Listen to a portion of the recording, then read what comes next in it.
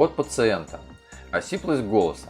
Иногда боль в передней части груди справа, чаще в спине между позвоночником и правой лопаткой. Иногда несильный кашель. Предыдущий КТ легких в 2018 году. Консультативное заключение по представленным КТ-томограммам. Пациента 1976 года рождения.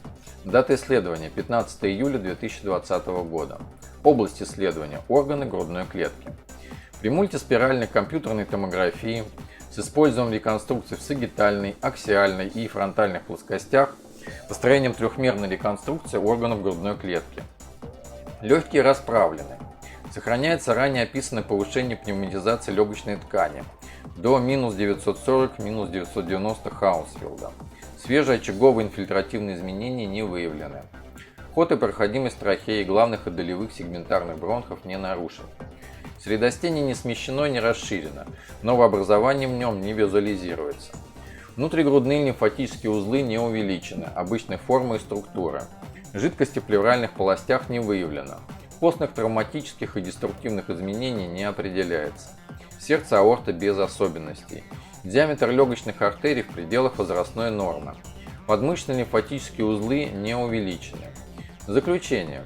КТ-картина хронической обструктивной болезни легких. В целом КТ-картина без динамики от КТ 28 января 2020 года. Рекомендована консультация пульмонолога.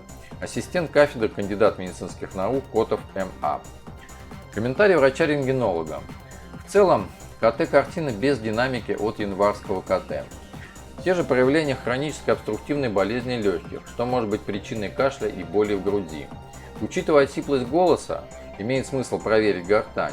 Это можно сделать с помощью ларингоскопии на приеме у лор-врача на МРТ и КТ гортани.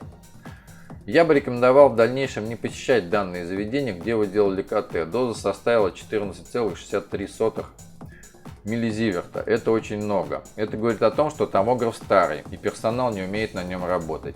В центре, где работаю я, стоит Toshiba Alexion 16, и доза составила бы около 6 миллизивертов. Безопасная годовая доза 15 миллизивертов.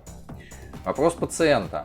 Прочитал, а позвоночник грудного отдела видно или это отдельная расшифровка нужна? Ответ КМН Котова МА. Видно, но ничего особенного по данным КТ там нет.